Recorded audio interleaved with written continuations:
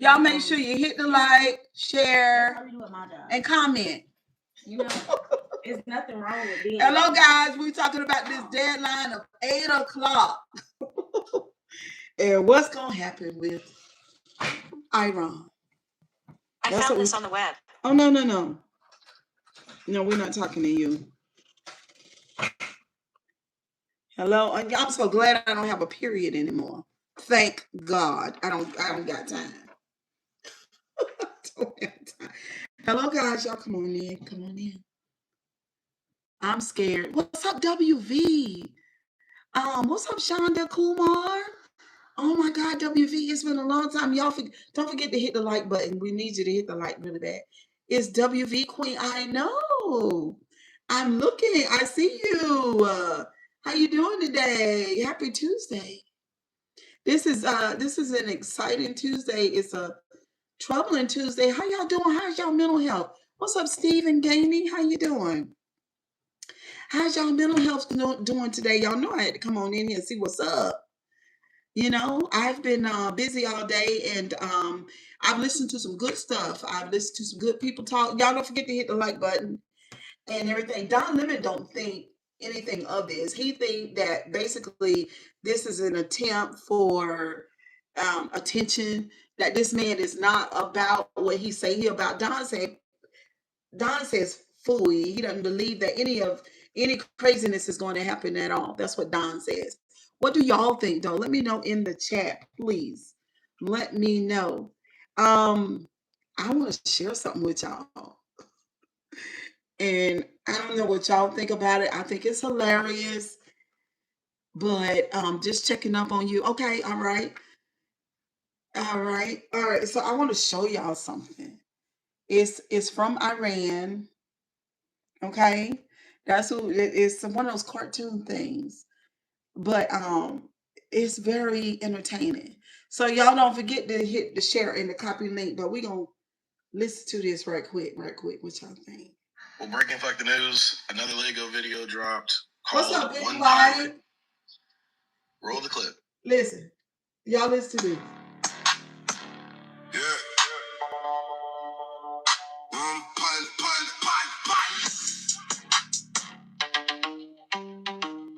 Cost you $100 million. One pilot. Lost the C-130 and Blackhawks for one pilot. $100 million just to save one guy. World's strongest military. Look at you cry. Yeah, you talk big, drop bombs, act like you run the sky. But one little rescue when you see 130 die. Blackhawks hit hard, flames in the Persian sky. $100 million gone for one pilot. That's the price. You call us little Iran, but you bleeding equipment. Special forces running, helicopters getting ahead. All this chaos for one man in the dirt. Pathetic as military. We laughing at your hurt. One pilot. Lost the C-130 and Blackhawks for one pilot. $100 million just to save one guy. World's strongest military. Look at you cry. Sacred defense. One pilot. $100 million. Waiting for the boots on the ground. Please come back. Yeah. Oh my God. Did y'all hear that? What do y'all think about that? I've been waiting all day to let y'all hear it and see what y'all think. So BKNY 1981 says whack. Now you know damn well that wasn't whack.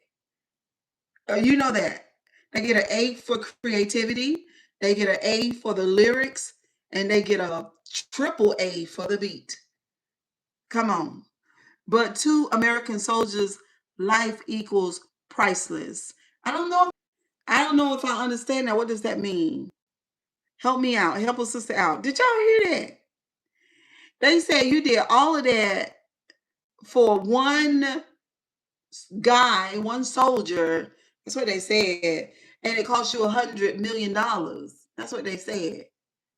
And I don't think it cost them that much to shoot it down. But anyway, Iran is I mean, I don't know anything about Iran personally. I don't know the history really. I just feel like that was like very interesting. I've seen a couple of other videos, and I think we're gonna listen to it again. Actually, let's listen to it one more time. Okay. Well, breaking fuck the news. Another Lego video dropped. Another Lego One video. Pilot. One pilot. Roll the clip. Okay. One more time. Yeah. One pilot.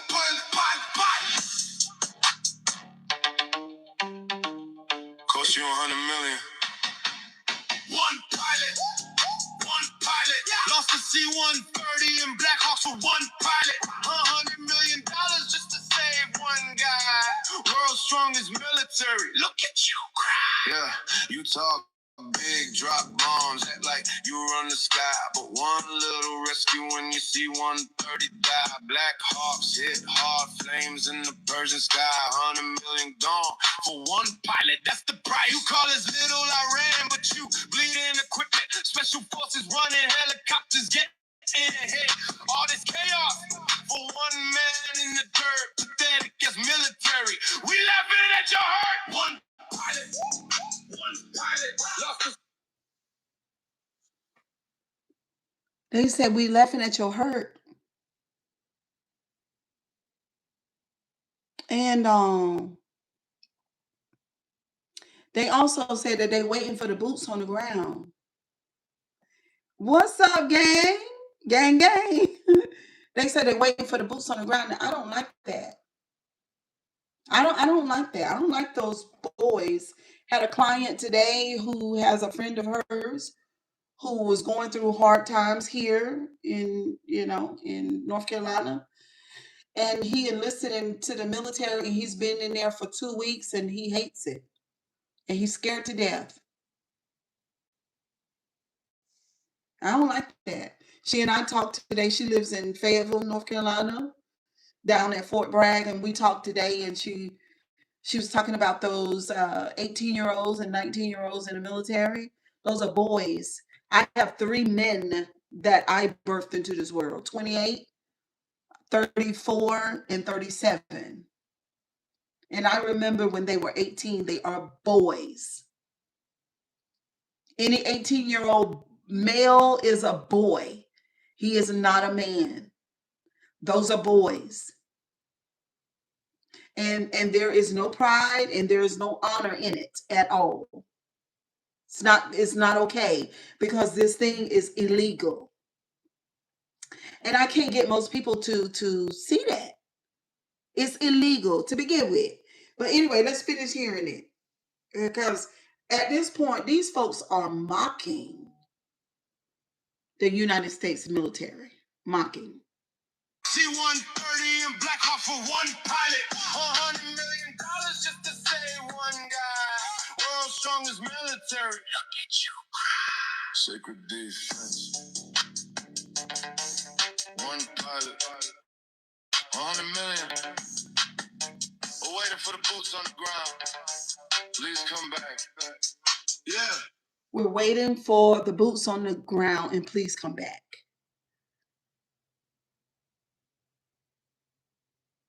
These people have made a mockery out of our president.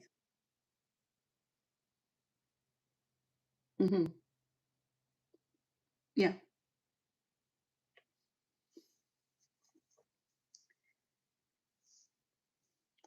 Yes.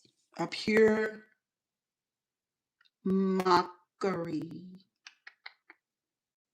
Mm-hmm. Okay, now Fox News is reporting, hold on. President Donald Trump has agreed to suspend bombing and attack of Iran for 2 weeks following a conversation with Pakistan's Prime Minister on Tuesday. More below, let's see. So I don't know if that's true or not. Let me go over to Don Lemon's show. Excuse me. Let me go over Don Lemon. Y'all don't forget to hit the like. Y'all need to do the copy link and share so we can get some more of our folks over here. The longer I sit in the app, the more our people will come in. But y'all can help them come in faster by sharing and copy linking. Okay, let's see.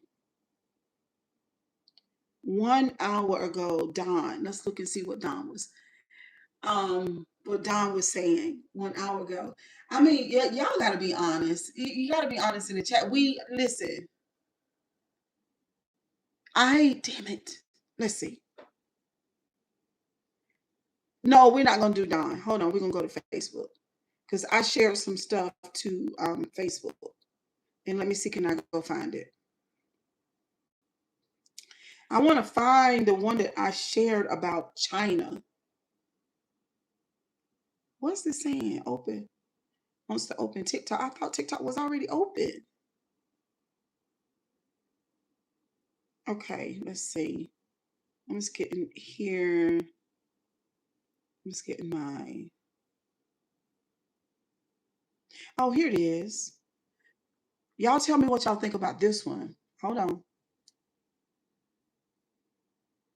Mr. Abrams also challenged me, saying, oh, this is so that big. China's Mr. Abrams also challenged me, saying that. All right, so this is Israel Prime Minister Netanyahu threatens China, and a Chinese spokesperson responds in the Philippines. So this is a Chinese spokesperson. But listen to this. Listen. China's military buildup is a challenge, a threat to our neighboring countries.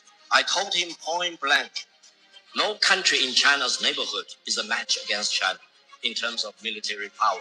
China's military buildup is a matchup against only one country, that is the United States. China will never allow the United States to launch a war against China. Did y'all hear what he said? Because I be in the comment section, all in different, YouTube, Facebook, TikTok, Instagram, in different comment sections. And down in the comment section, there are a lot of, in my opinion, YT people who are under a strong delusion that we cannot be attacked, and we can. This man says, this guy, he's a spokesperson for China, and he says that their war, they're able to go toe to toe with us in war. Listen what he say. Now I didn't even know this, but he can really tell you that they can hit here. Listen. Or nuclear without suffering devastating consequences. If you have not watched the Victory Day parade in Beijing on September the 3rd, one of the weapons China demonstrated, we call it 61, because it can contain 60 nuclear warheads plus one. So he's talking about this one weapon that China has that has 61 nuclear warheads. So at the end of the day, like I keep saying, I love America, right? I just want to make this plain. This is my home. This is where I've always been. But we as American citizens, we kind of tired of white men. The ones like in the regime. We're tired of those ones. We're tired of white men thinking that people, number one, have to worship them, have to obey them, and that they are the final authority over the entire globe. We're just tired of it. Africa is tired. China is tired. Like, everybody's done. So there's only one thing that the white man can do, and that is mind his fucking business. That's it. Mind the business that pays you and leave people alone. That's what's going on in 2026. We are just tired. Everybody is exhausted. It is just crazy. You know what I'm saying? And everybody's talking about it. Oh, Don Lemon said, "What's up, Walston? How you doing?" Don Lemon said today that this man pretty much is like a damn a balloon that you kind of stick a hole in and let the air come out of it. We're just done. You know, I don't know what else to say. At this point, I laughed at Iran, and I listened to this guy from China who says that they have this weapon and it has 61 warheads in it, and it can land here. Absolutely. They said they don't want anything with America. That's what they're saying. They don't want anything with America. But if America tries it, then they're going to do, and you can, this is the point. This is the biggest thing. What can we say about that? If a country decides that they want to protect their own interests and they don't want to be bothered with America and they didn't ask America for anything, then why do we think that it's okay to go fucking around with people? I don't understand. I don't, in all of my understanding, in all of my knowledge, in all of my years of living, I don't understand that. So, I'm not a white man. Maybe it's exclusive to white men, but I listen to white men talk today. And the ones that I heard talk, white and black, and they were like, absolutely not. This is insanity. This is crazy. These people are mentally ill.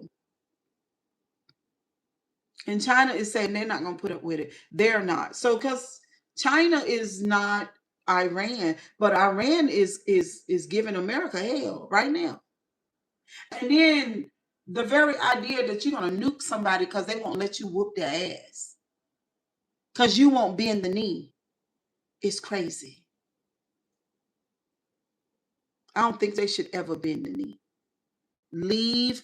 It is not for Iran to bend the knee. It's for America to go the fuck somewhere and sit down and leave people alone.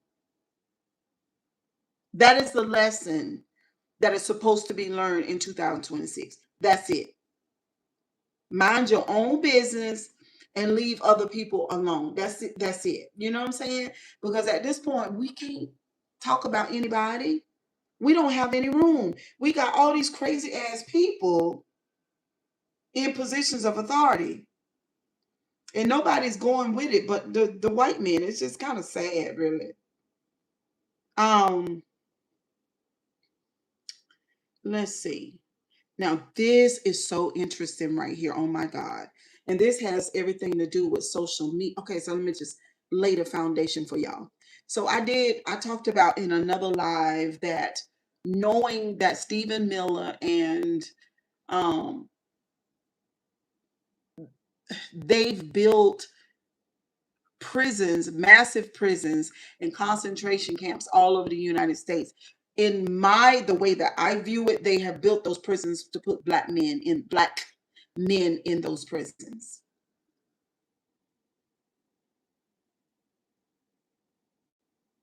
They've built those prisons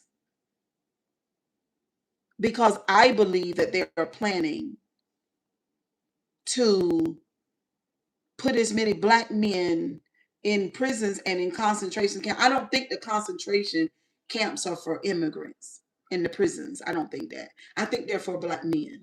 I think that those people have sat around a table and they have written that down, and they know amongst themselves what they plan to do, but they can't do that right now. And they have to be strategic in order to get the black men in prison. And let me show you what they're doing. Hold on. Show you what. This is how I think they're going to do it. I just found a video last night, but listen. The White House has created an FBI-led joint mission center that's dedicated to proactively hunting Americans suspected of domestic terrorism. You want to know what that is? The budget request reveals anti-Americanism, anti-capitalism, anti-Christianity, support the overthrow of the United States government, extreme on migration, extremism on racism, extremism on gender, hostility towards those who traditional American views on family, hostility towards those who hold traditional American views on religion, and hostility towards those who hold traditional views on morality. Do I have your attention yet? Are you alarmed? And this is what the Budget Request show right here. Domestic terrorists who are motivated at a range of ideologies and galvanized by recent political and social events in the United States pose an elevated threat to the homeland. What in the COINTELPRO 3.0? Domestic terrorists exploit a variety of popular social media platforms, smaller websites with targeted audiences, and encrypted chat applications. They use these platforms to recruit new adherents, plan and rally support for in-person reactions, and disseminate materials encouraging radicalization and mobilization to violence. Every accusation is a confession, and when they was accusing folks of going after them, it's what they were spewing up. In other words, if your political views are practically anything other than MAGA, you're on notice courtesy of the FBI. Education is elevation. Y'all stay vigilant out here. Me too, of course. The White House has created an FBI-led joint mission center that's dedicated to proactively hunting Americans suspected of domestic terrorism. Okay. Hunting, this is the key to it. Hunting Americans. They're going to use the FBI to hunt Americans accused of domestic terrorism. So basically, they have turned against the citizens. And this is not about immigrants. And those prisons and those concentration camps are not about immigrants. They're about citizens. Now, I want to say this. I'm going to be honest. When Germany and Hitler and all of them, when they got those people on trucks and drove those people to those concentration camps, it was too late. That was it. Do you understand what I'm saying? Like, you can't allow yourself to be taken anywhere. That's it. You can't do that. And I knew that this was going to happen. I'd already said it on the channel. When I first heard about all this money and all that budget going towards privatizing prisons and then buying warehouses and turning those into massive concentration camps, then I'm gonna tell you something. WV said, "I'm scared for our well-being." Let me tell you something. It does not take a rocket scientist to figure this out, because these people who are making these moves are anti-Black and they are white nationalists. What does the doctrine say? What does the white Christian nationalist doctrine say about Blacks? Number one, they say they're not supposed to be in leadership. Number two, they are supposed to be led. And number three, they are supposed to be contained like cattle. This play that they are doing in the United States government is the main target is Black people, and the super main target is Black African American men.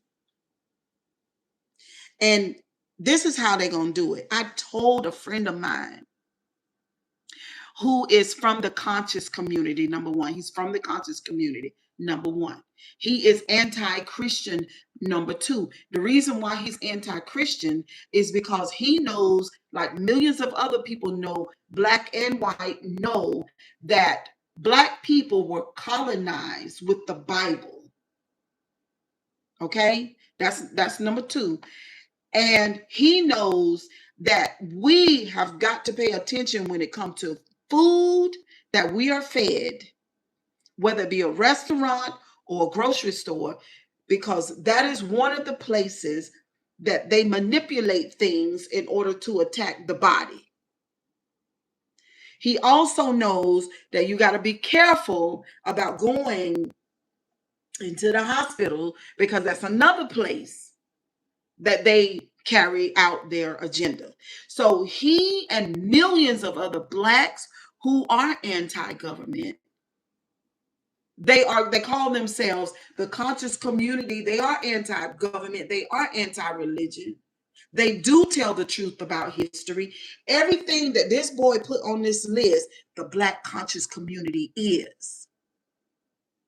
And now America, the government, has found a legal way. Well, it's not legal, really, what they're doing, because it goes against the freedom of speech. But they are using the legal system and the FBI and manpower from the FBI to apprehend African American people all over the United States and put them in those prisons and concentration camps. Now I'm gonna show you something else. Hold on. Show you something else. Now, this man right here, his name is Matthew Pigeon. I want y'all to listen to this. Let me see if I can find, because he did a movie. And we want to just let's see. Here, we want y'all to listen to this. Listen to this. Okay, so I need your help if you're a regular to my videos. I'm finding out that a lot of people have not gotten the word that the documentary is out. You know, we have zero paid advertising budget. It's all social media and word of mouth. So if you could just please like and comment on this video or even share it. We just want to make sure everyone who saw the trailer and the posts leading up to the release actually get word that the film is out. It is streaming on Prime Video. I know a lot of folks don't love that, but we weren't even sure anybody was streaming at all, given the political nature of the film. So thank you all so much for your support. I really do appreciate it more than you know. Okay, so I need your help. Hold on. So we're going to go and we're going to see if we can pull up the film and confirm. No. All right.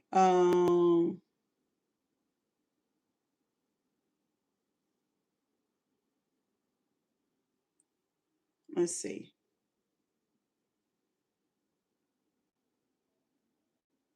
Let's see if we copy it. Let me go to my browser, because that's what I had to do last night. We're going to pull this movie up. I watched about 5 minutes of it. Paste. Go. Let's see. There it is. The name of it is called Good Evening, Everyone Chat. Good evening, Radiant Queen. Anyone else anxiously waiting? Yes. Okay. So the name of the video is The Sins of Our Fathers, Race, Religion, and the Rise of Trump. Listen. Also, we can't forget about all the concentration camps in El Salvador that will be filled with us citizens. I'm scared they have take that off the news. Yeah, but we already know what they're doing. I'm telling you, you gotta get ready. Hold on. Can y'all still hear me? Can y'all hear me? I had a phone call. Can y'all still hear? I need y'all to share the live with y'all friends and everything. Are y'all still here?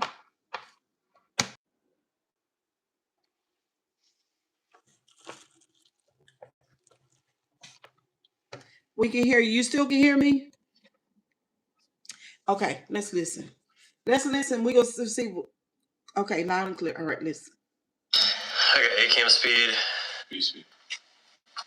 This is so Audio deep. speed. Oh my God. Sweet. Scene Matt, take 2.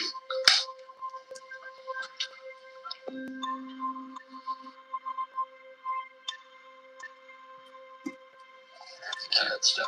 That was nice. Yeah, you did that. Thank you.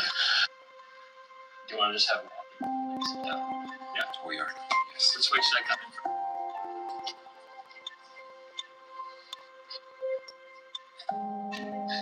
All right.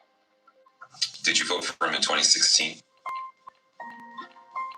Yes, I did. Most importantly, I brought my Bible. I did join. I was married. And next thing I know, there's a hand up my skirt. The one segment of the population that overwhelmingly came out for Donald Trump was the white evangelical voter. Well, one group of voters that really helped to push Donald Trump to the White House, evangelicals. I moved on her like a bitch. It may seem an unlikely marriage for a candidate who's been twice divorced and often criticized for vulgar banter. And when you're a star, they let you do it. You can do anything. Whatever you want. Grab them by the pussy. You can do anything. I don't understand the cognitive dissonance of Christians and people who twist themselves into pretzels to try to make excuses for Donald Trump's bad behavior. And the Bible and everyone always taught me to do unto others and to not attack others. And that's all this president does. There are literally two Americas. One America is beautiful for a situation. And in a sense, this America, millions of people. Y'all hit the live button, the like button. Our stream crashed for a second. And culture and education for their minds, freedom and human dignity for their spirits. But tragically and unfortunately, there is another America. And this other America. So basically, he's describing, Martin Luther King is describing two Americas. But listen to what he says about the second America. And for the longest time since the death of Martin Luther King, Black people have been educating themselves. We've been opening up businesses and moving in communities where, where our white people and friends are, and going to dinner with our co-workers and even me, marrying white people. But there was, my grandmother said to me when I got married, she said, Cheryl, I'm sorry, but I can't come to your wedding. I just can't. And I really believe that the reason why she couldn't is because, in her mind, that second America was always there at the front part of her mind. It was still always there. I think a lot of people forgot about it, but we see how that they've never gone anywhere. Listen. Has a daily ugliness about it that constantly transforms the buoyancy of hope into the fatigue of despair.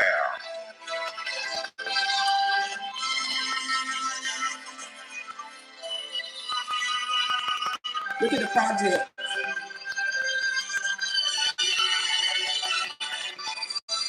Look at the inner city.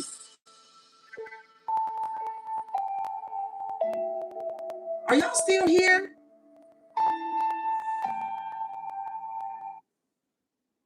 Are y'all still here? I need somebody to comment and let me know if you're still here, because I don't want to keep talking and y'all are not here. Anybody in the chat, let me know if y'all are still here or not. This is a fantastic live stream. I'm telling you, this is going to be very telling. I need all of y'all to share this with y'all family. Seriously. There nobody here? Okay, let me see if I can find it, because the numbers are keep going down. Let's see. Oh, I tell you, Lord Jesus, I probably can't even get on YouTube. We're here. Hello. Okay, hold on,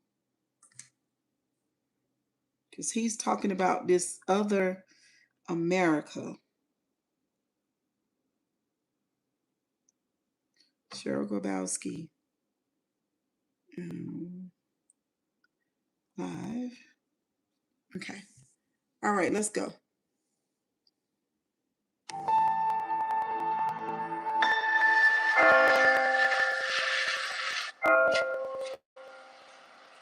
Oh, there's who that. Hey, who that? What's up, Free D? Oh my God, this is so powerful. Y'all don't leave, please stay.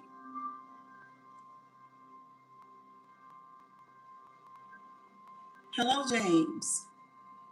Look, watch this. This part is gonna be so good.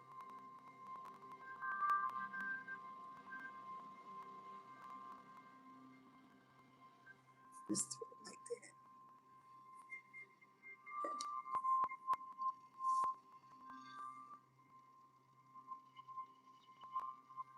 So yeah, I'm one of those 81% of evangelicals who voted for Trump in 2016. Why did you go for him? I I didn't know anything about him really. I was a lifelong Republican, and he was the Republican nominee. And at that time, I was voting pretty much solely on the abortion issue. Did you vote for him again in 2020 or 2024? No. What happened? The East Side happened. Did y'all hear that? Did y'all hear that? He asked him, did he vote for him? He said yes in the first election. And then he said, what happened? He said the East Side happened.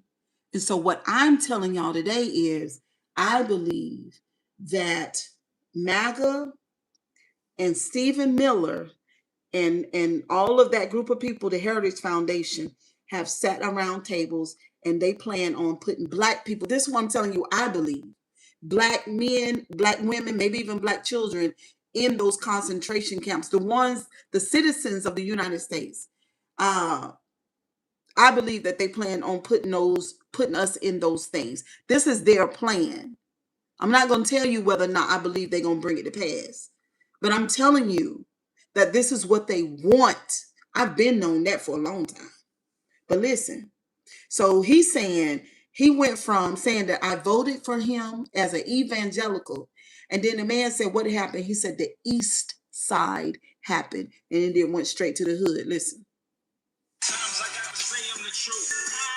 Real deal, where these other rappers line up. I'm in the lab with a pen and a pad, writing my ass off. I was born in 1985 in downtown Charleston on the east side.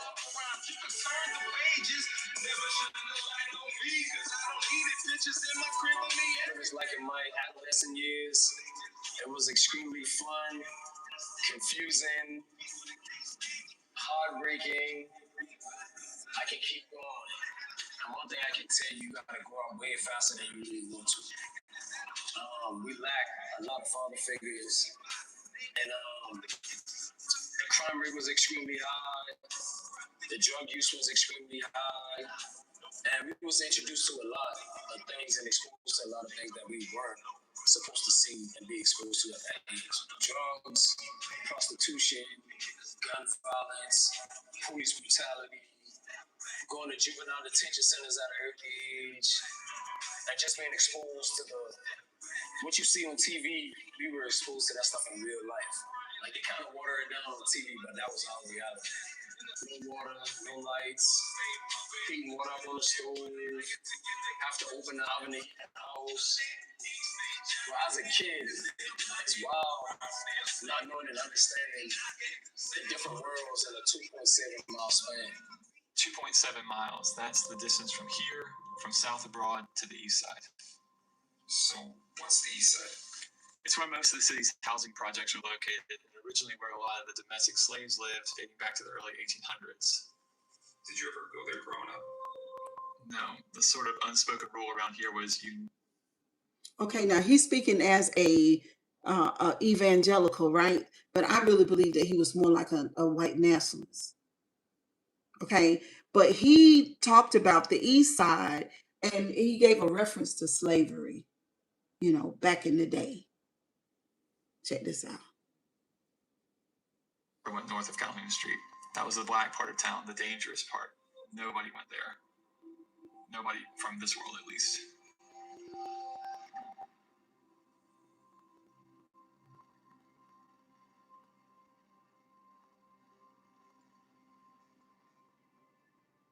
When I was 8 years old, I had a paper route. And then when I was 10 years old, I had a job sweeping here in the barbershop. And even at that time, as a kid, I was always the perceived from police officers like you're doing something wrong. Like I can remember being like a 11, 12-year-old kid and police pulling up on us, searching us, treating us like we selling drugs when we ain't even got to the point yet when we in the streets or doing things in the streets.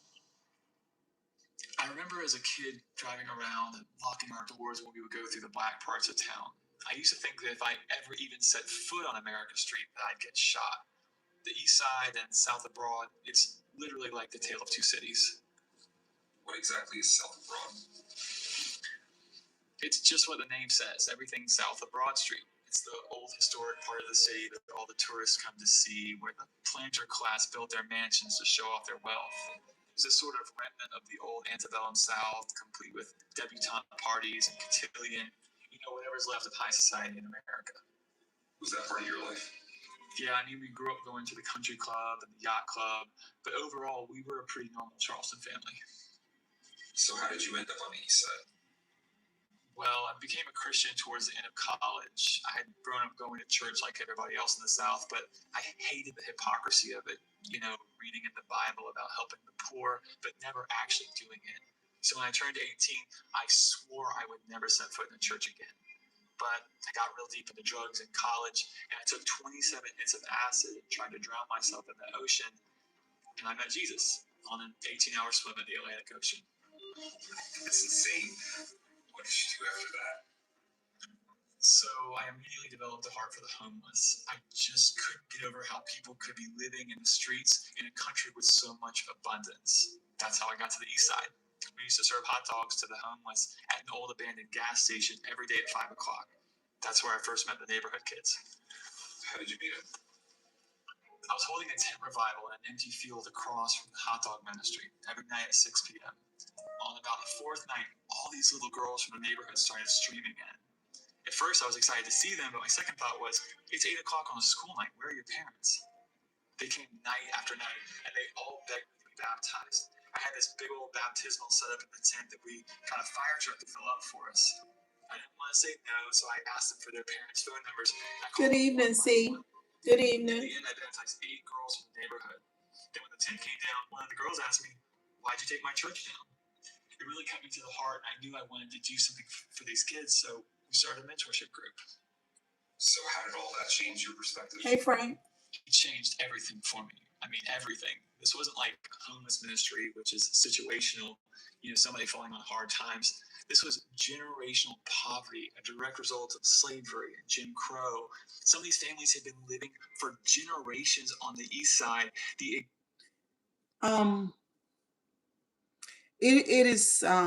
It's good to hear a white man talk about generational poverty, and then he ties it to slavery, because that's exactly where it comes from. You know what I'm saying? It's good to hear. I'm interested to see how he gets where I know he's going. Hold on. That same neighborhood that had been settled by slaves 200 years ago. It changed the way I see Charleston, my home, my life, just everything. I started selling drugs in probably 5th grade. Just thinking of ways to help my mom, thinking of ways to help my little brothers and sisters. Being the oldest out of 5 on my mom's side. My dad has 16 kids. I'm the oldest out of everybody. So trying to have an entrepreneurial mentality, trying to get my own money to help my family members and stuff like that. I think that's how I fell victim to it. But what it was I was sweeping here in the barber shop, and there's a 10, 11-year-old kid with a job. Like, I'm only making like $90 or $100 a week. And like, when I work hard as a child and I gotta give my mama this $100 towards the groceries, or I gotta give my mama everything I work hard for towards a phone. So I was like, you know what? I'm gonna go get my own money. And it's like, I never had to. Hello, Levi. How you doing? Like, as a teen, I could have sat on my mama's porch and make $600 to $900 every day. We killing each other because we killing ourselves. I've been in a position, it's out of our control. It's not like he wants to kill. He just doesn't want to die. You know what I'm saying? It's that situation. And we are living in a war zone. It's not as easy as these people are making us think, that they just got some criminal ass black kids with guns. It's not like that. We live in hell. We live in the gutter. We got stacked up 80 people in one building. By the time you get out your house, you strapped to protect yourself. About a year after we started the mentorship group, my wife was going to pick up some of the girls to have dinner at our house, but when she pulled up, the project housing where they lived was surrounded by police cars. She managed to get to the barricades by taking a side street and found out that a young man had been murdered right in front of the apartment of 2 of the girls who were 9 and 10 at the time. When my wife finally got all the kids into the car, they knew the whole situation. What do you mean the whole situation? What I mean is that they knew who had been killed, who had killed him, and why he had been killed.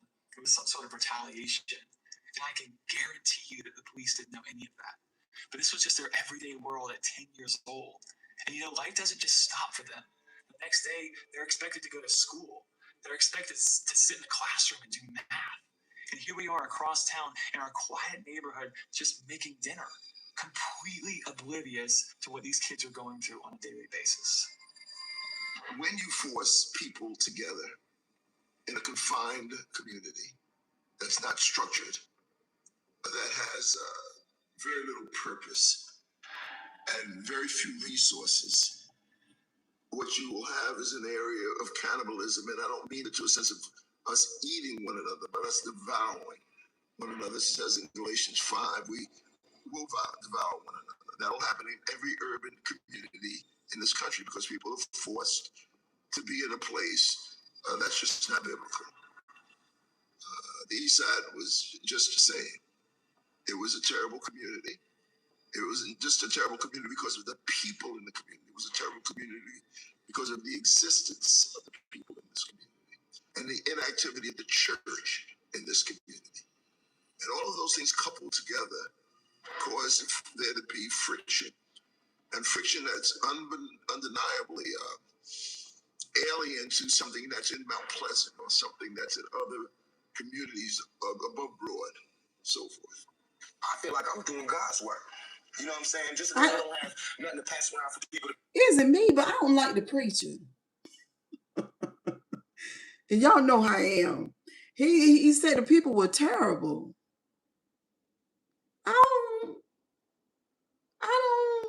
I ain't feeling the minister, y'all. Let's listen to Tupac, see what he got to say. Money in the bucket don't mean I ain't doing God's work. I feel like I'm doing God's work. You know what I'm saying? Because these ghetto kids ain't God's children. And I don't see no missionaries coming through there. You know what I'm saying? So I'm doing God's work. While Reverend Jackson up in the middle class, and he go to the White House and have dinner and pray over the president, I'm up in the hood, you know what I'm saying, doing my work with my folks. And just because I don't live there don't mean I don't go there. Do you have any idea what's going on out there? Hold on. It is a finish. Catch it while you can on the Zumo Free Horror and Thriller channel. Lovely fireworks. It's an invasion. I don't know how to skip this. Get tuned up, guys. I don't think you can skip it. Hold on. New this month and streaming free. Only on Zumo Play. Maybe it just showed us that. 3-4 million at least. You know what we can do with that kind of money? We're not going to rob the money train. I don't know what's going on, y'all. Can't stop this thing even if we wanted to. New this month and streaming free. Only on Zumo Play. Let's go for a drive. A drive? Look, Jimmy, I certainly don't want to die. Hold on. But everybody dies. Sooner or later. Now streaming on the free movies page. Only on Zumo Play. Okay, there it is. Hold on. Y'all hear the ice cream truck outside? Not in the movie, out here in front of my house. It's got them burying the little kid. Burying the little boy Saturday. And this mama asked me, she said, Coach, I said, huh? Hello, Chris Green. She said, I would like to know. I said, do you know this little man? She said, no, but I come. She got an 11-year-old kid. And this woman tell me she expects Putin to knock on her door and tell her 11-year-old child got killed. She trying to learn by going to another child's funeral of how to plan her child's funeral. And nobody's seen this. Nobody's seen that. Where he coming from? Where it's coming from? You know, and it hurt. A 10-year-old kid got shot on the spot. And me personally, I haven't heard from none of the elected officials, either the mayor, either the police chief or whatever. To me, that's sickening to me. Because if it was anywhere else, it would have been a press conference after press conference after press conference. I've been doing what I've been doing for 47 years. And I buried more kids in the last past 3 years, and I buried my life. That shit hurt. It hurt. It hurt. That hurt. We got to do something. We got to do something, man.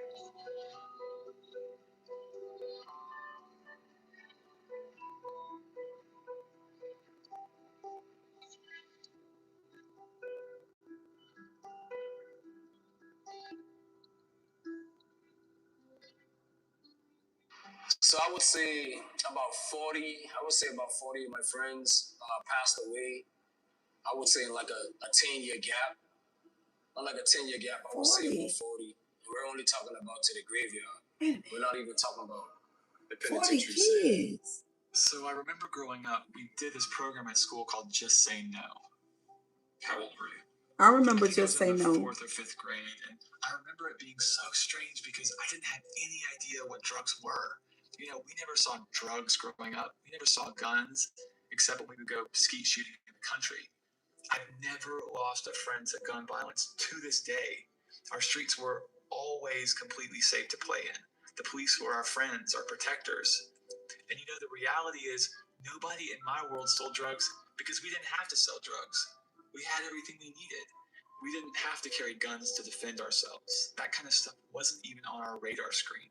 We were just allowed to be kids. I mean, I didn't have any idea growing up that a place like the East Side even existed. I'll never forget convening the mayor's health and wellness committee. We had a representative from the Department of Health on our committee. And we started analyzing the demographics in our city. And clearly, distinctly, you could see where a neighborhood where mostly low-income African Americans live and where good income, mostly white folks, average age expectancy is over 80 years. Right across the river in Rosemount, African American, lower income neighborhood. 66 years, just a mile apart, a difference of 15 years in how long people live. We had a black housekeeper who came just once a week to clean the house, and she never had a car, so she would always take the bus to get here. And she was just a wonderful person. She would always laugh whenever she would talk and tell me stories about her grands and her great grands. And you know, slavery and racial segregation, they're long gone. But there were all these remnants, these patterns just everywhere. You know, I'm a pattern person. They were all over the city, just all over my life. It's hard not to think about the domestic slaves who used to work right here in these same homes south of Broad, literally centuries ago. And I started learning our history, Black history, waking up early and reading for hours. I remember crying, just weeping as I read about the absolute atrocities of slavery and Jim Crow that happened here in Charleston. And I'm sure we covered some of this stuff in high school, but I am certain I never read it in graphic detail. I mean, it shocked me to the core, just the brutality of it all. And here we are all these years later, and it's like everything is still divided along the same racial lines. Black families living in poverty on the East Side, Black housekeepers taking the bus to come and clean our home, and white families living in the very houses that were built on the backs of our slave economy.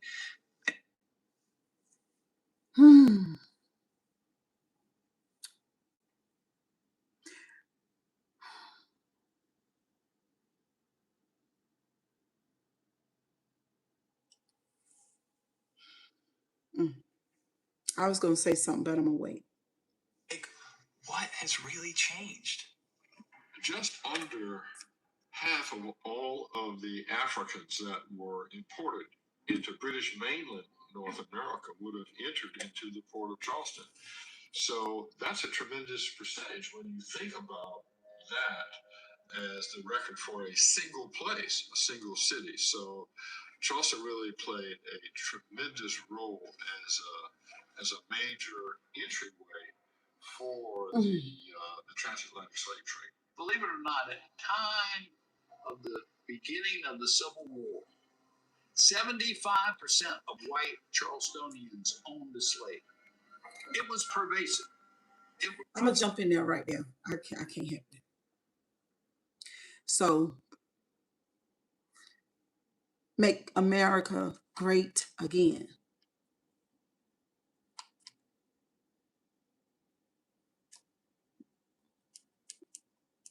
They have built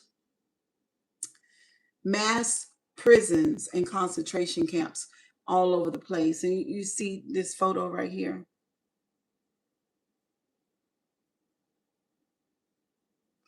We talking about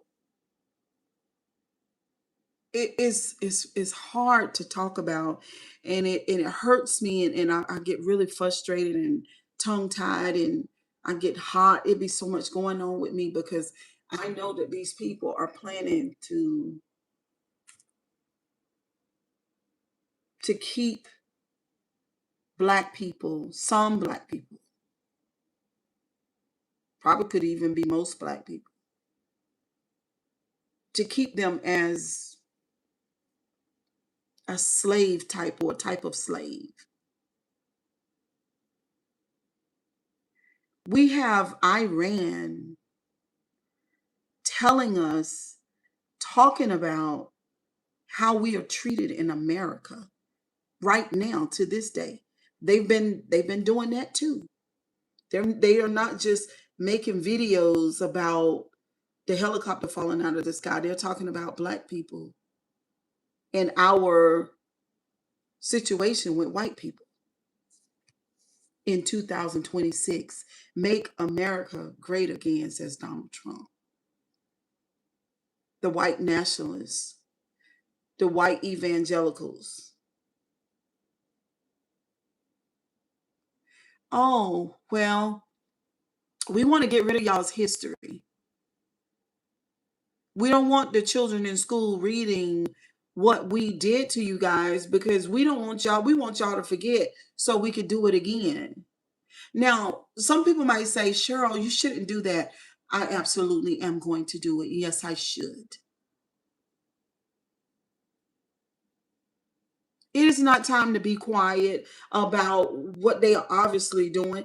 And even as I hear the authors speak about, him finding out what was going on the east side and how they didn't sell drugs. There's no need for them to sell drugs. They had everything they needed, but they got it on the backs of Black people.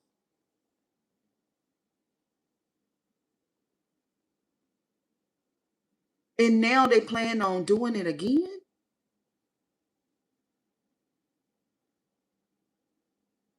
Why would you build all those prisons and concentration camps? Why would you do that? We don't even have that many damn immigrants here. Most of the immigrants that are here are legal. Why would this even be such a big issue? And why did white people jump on the train and says, yeah, fucking yeah, let's fucking do it again, like we did a long time ago?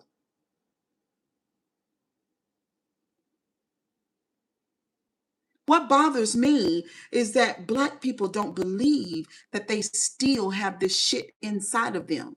Obviously.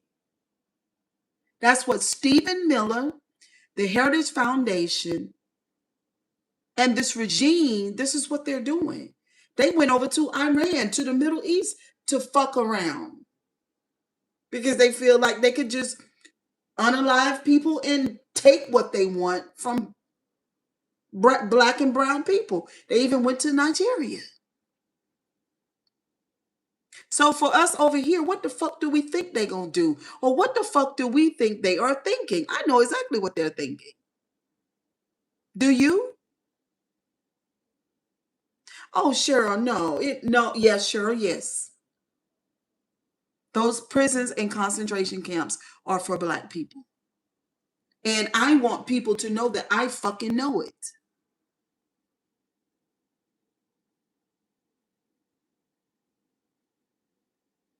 As we sit around and watch them make their plays, then we think, oh, well, we haven't seen any evidence. Well, the prisons and concentration camps are the evidence. And this movie is of, let me see if I can fast forward it and see where he's going with it. Hold on,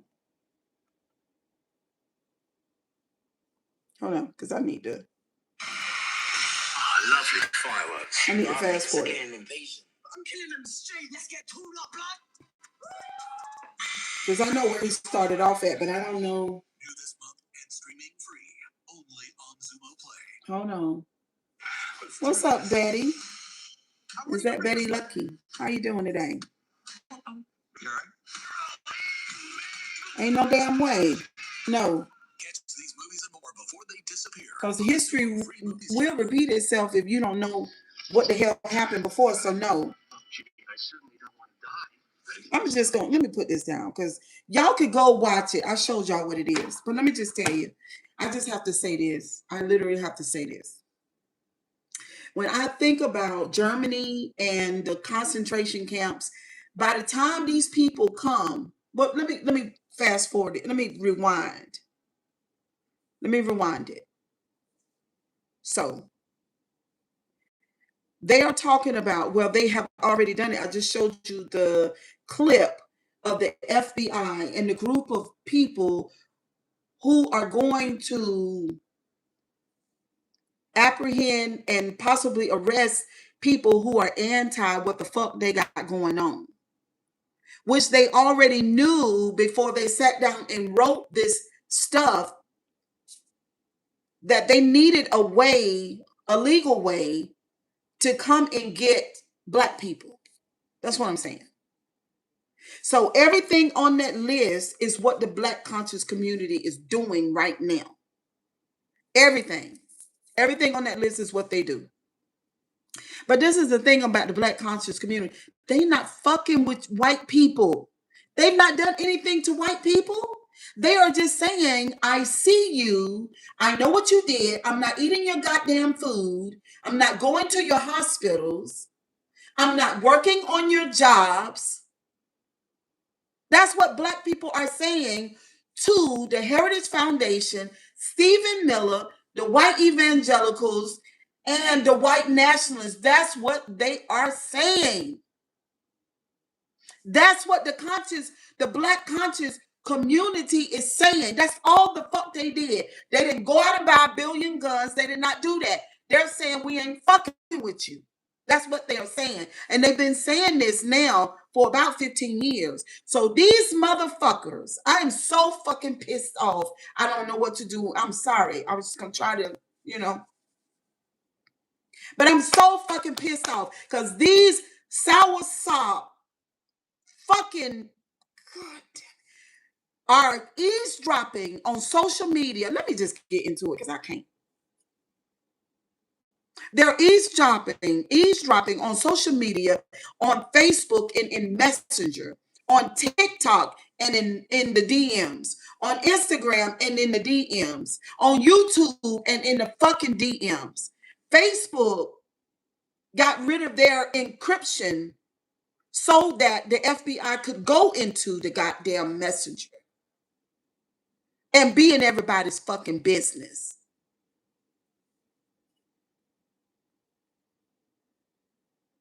I told a friend of mine about a month ago, I told him that they were coming for the conscious community. I fucking knew it.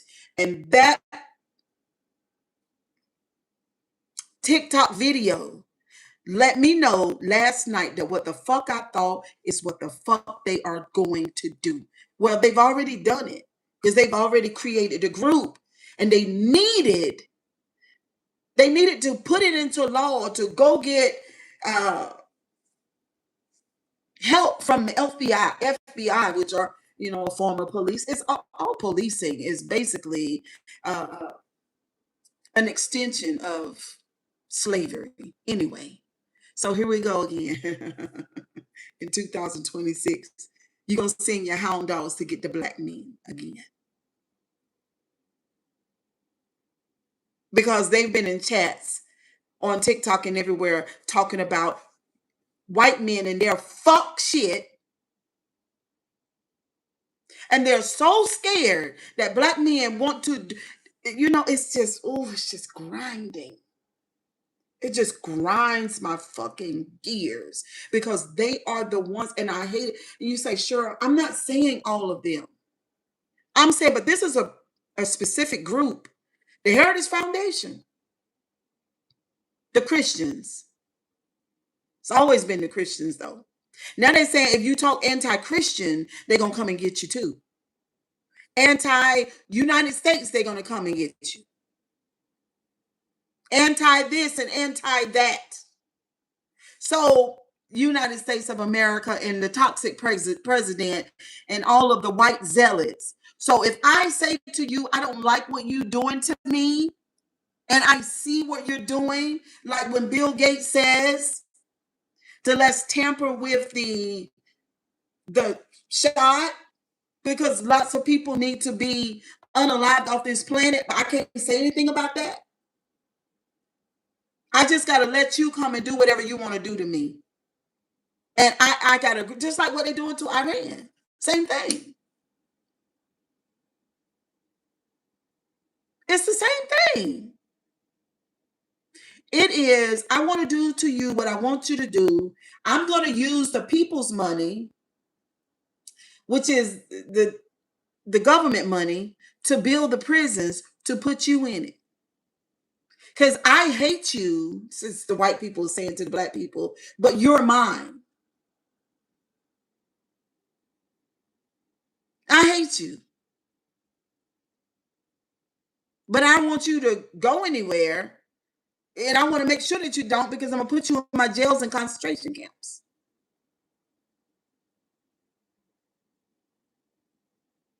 Because it's not okay for you to get together with your friends on your telephone, your social media, your DMs, and talk about the injustices that we've done to you and your people. We don't want you to say anything. We want you to be okay with it, And then we're going to put you in jail if you do. So this is what I'm saying tonight. You can't allow yourself to be put in jail.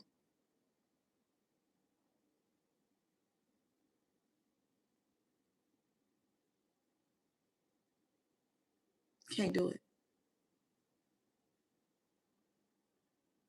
I don't know what we're going to do.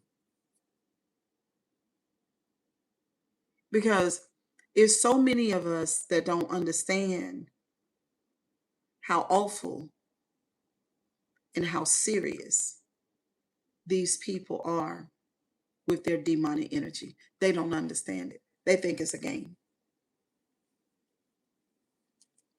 But didn't nobody has put billions of dollars into building prisons and concentration camps without knowing who they're going to put in there.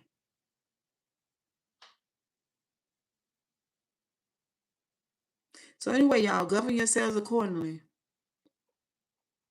Finish watching the movie when you get a chance. Finish watching it, honey.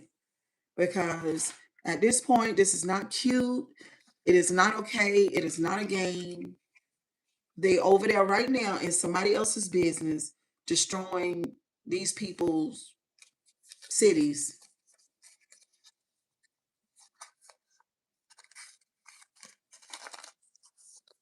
You got presidents of other countries like China saying to America, when you do, we got you.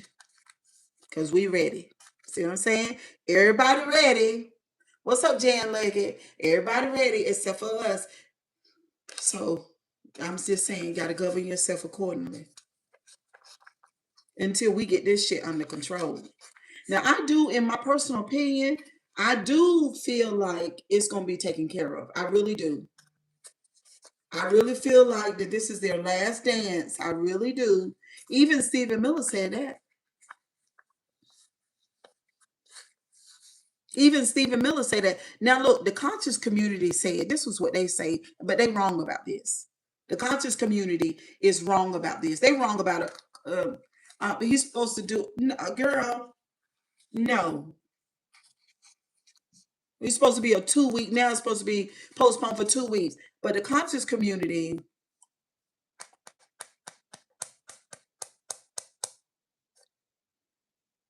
they are, you know what I'm saying? They're kind of, it seems like to me they're not really in reality. You know what I'm saying? Yeah, a two week delay. But I feel like this is their last go. And like Stephen Bannon said too, you know, they're gonna put us in jail. And they should go to jail. They should. Um, yeah. Because black people ain't done nothing to y'all. I mean, this is just fucking insane. And then they say they do it because they are Christians and they're not Christians. So if the government say you can't speak against Christian, y'all, when I tell, see, y'all know how I am about Christian. But see, this is what I'm saying. When the devil comes, he presents himself as Christian, and then he say, "Don't talk about me," because I'm Christian. I'm on the Lord's side.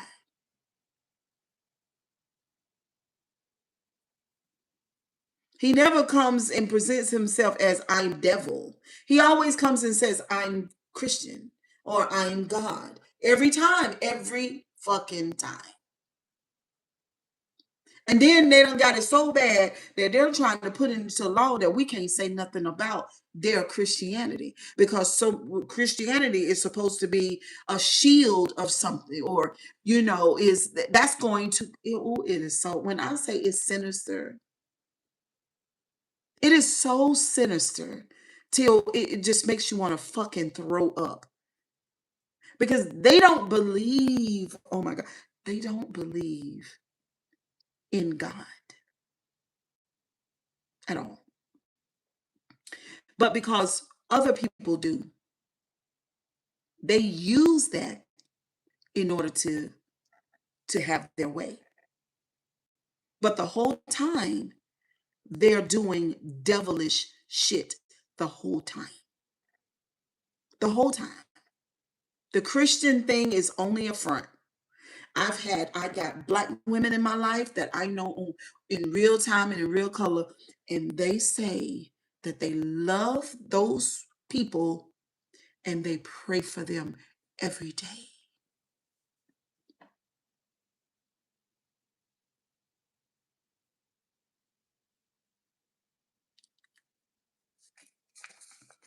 This is painful. It's just pure painful. That's just like you watching somebody that you know is a terrible ass person, and they're manipulating somebody that you love. And the person that you love won't listen to you. That's what it feels like. Because I love humanity. I do. I love humanity. These people, these people are awful. I'm serious.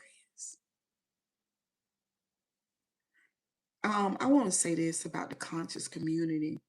And if there is a white man that's listening to me talk, I want to talk directly to you. Because black men haven't done a fucking thing to you.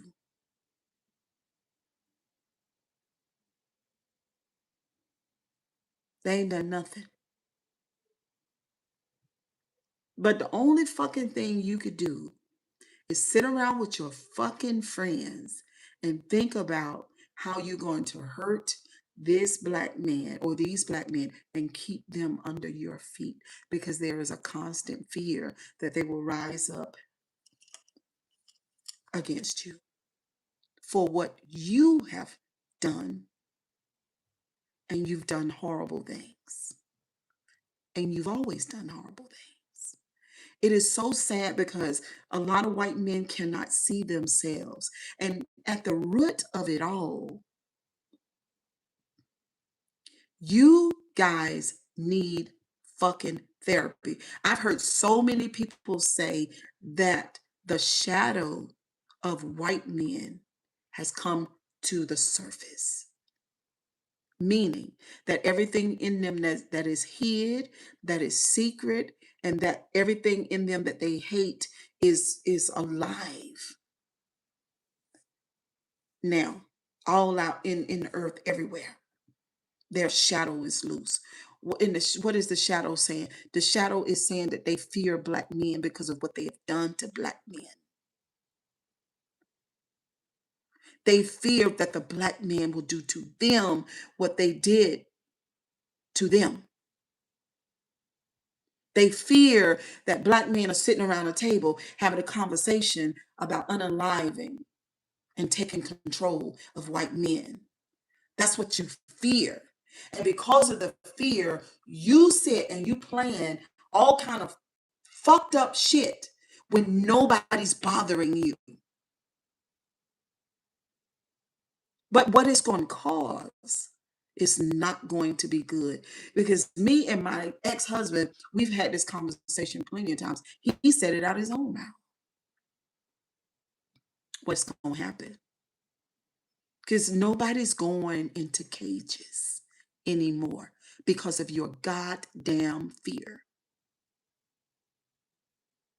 And nobody's erasing history either. You're going to deal with your own transgressions. You're going to eat it up. That's what you're going to do. Because we are tired. We are tired. We're tired.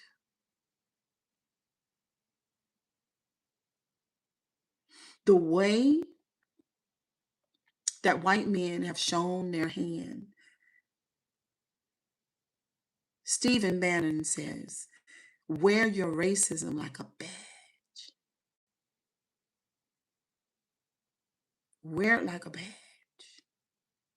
My thing is, what gives him the right to say that? Because what he's saying is that, yes, I'm better than you. That's what he's saying. Yes, you're going to stay underneath me. Yes, the white man is God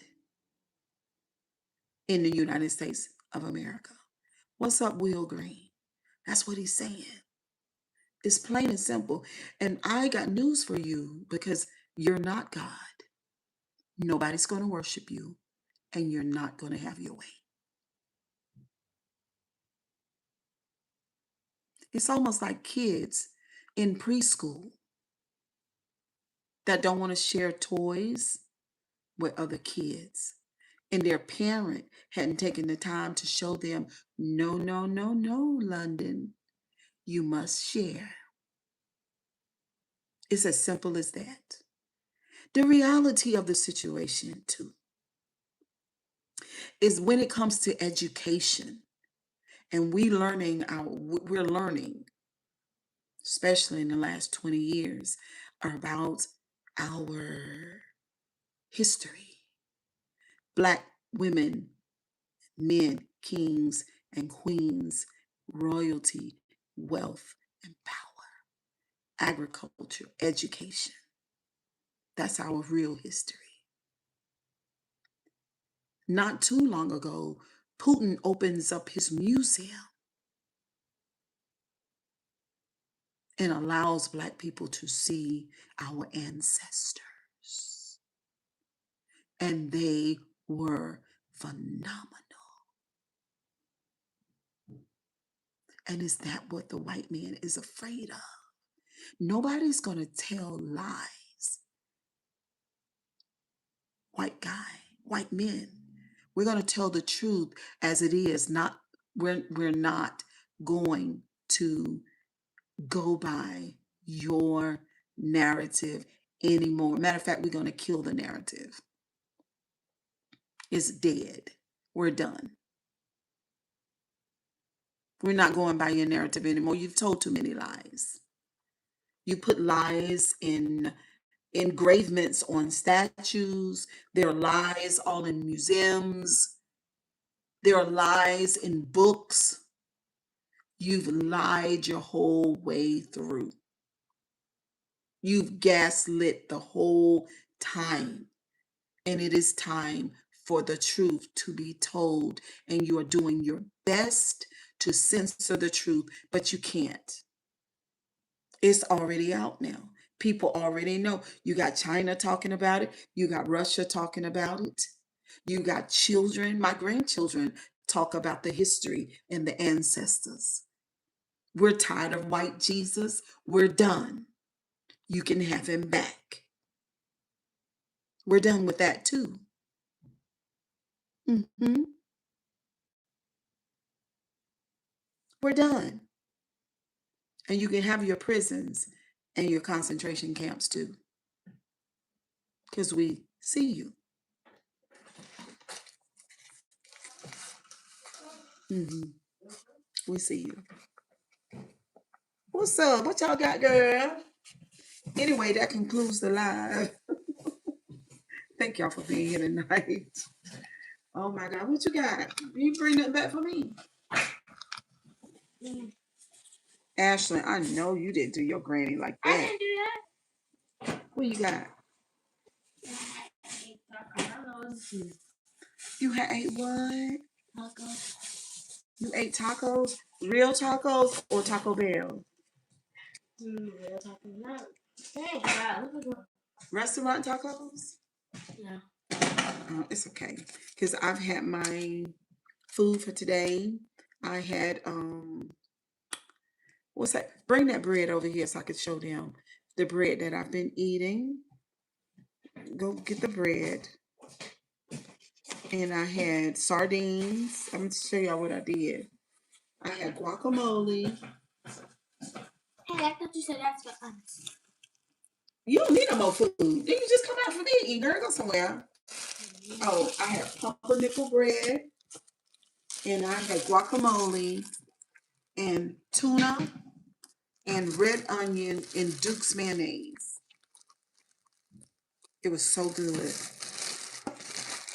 This bread is so dark and it's so delicious. And I had a sandwich earlier today about noon. And then I did another one. Look at that. Isn't that beautiful? I did another sandwich about 4:35. So I've had enough food for today on this pumpernickel bread. Oh, it smells so good. So fresh. So yeah. Not tuna. Did I say tuna? I meant sardines. I use this one. I'm going to bring you back cheesecake. Mama. You had cheesecake too? No.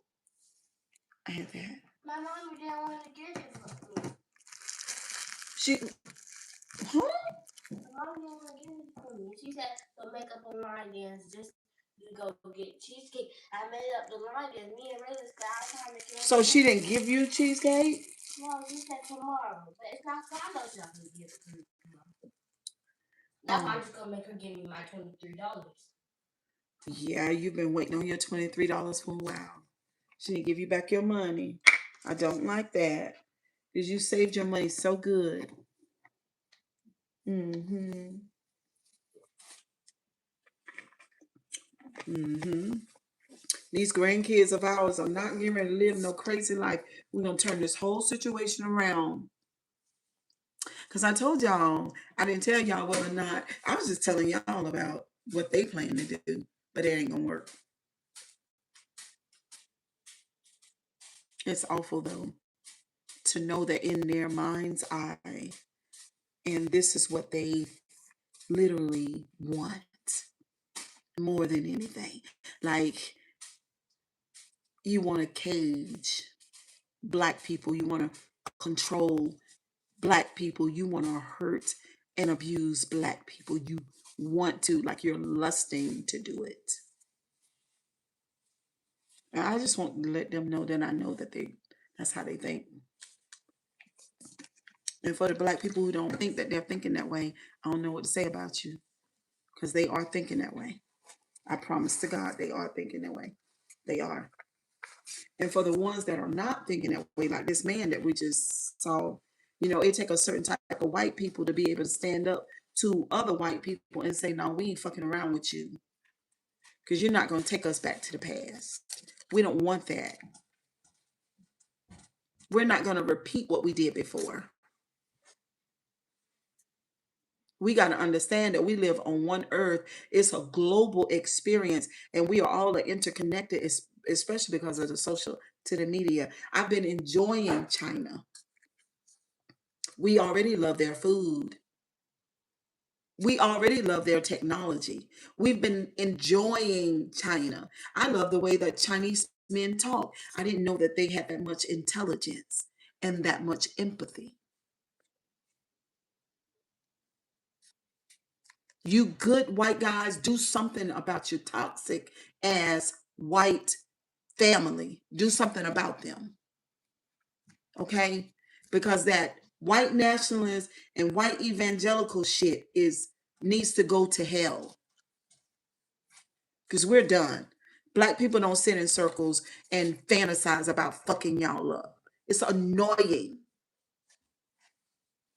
Fucking dum-dums get on my nerves.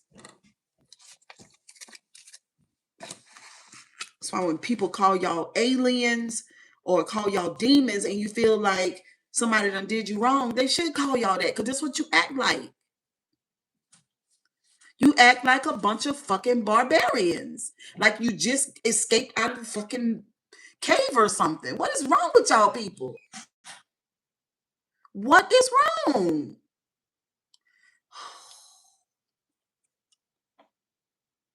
Oh God. I don't even think y'all got sense enough to feel shame. I don't even think y'all can feel that. Sad. You're not going to have your way. It will not prosper what you're trying to do. It won't. It absolutely will not. This thing is not going to be good. Just like Iran sit there and pushed your ass back because you thought you was going to do the big one, and now you don't open up. There was one dignitary. He said, oh my God, he said this regime, he said they done opened up Pandora's box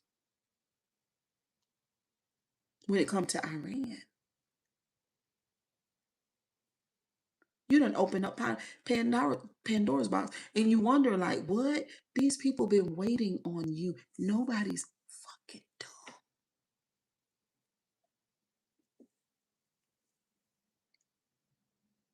They've been waiting. They knew the whole time that you guys were going to try to do this shit. So they were waiting. And then you done unalive their leader?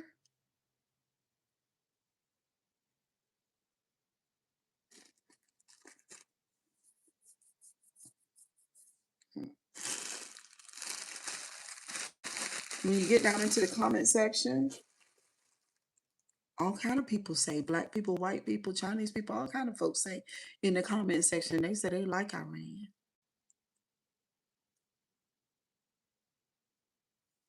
That's what they say. They tired. Everybody tired. But anyway, y'all have a good night. Y'all have a good night. I hope y'all enjoyed the stream, okay? I will see y'all tomorrow. Okay. Bye, guys. Thank y'all for being here. Bye. Oh, don't forget, when we get off of the live, send this live to 5 people that you know in their what do you call it? Text message. Text them. Send the live as a text. Okay? Like share it and hit message and send it to their phone.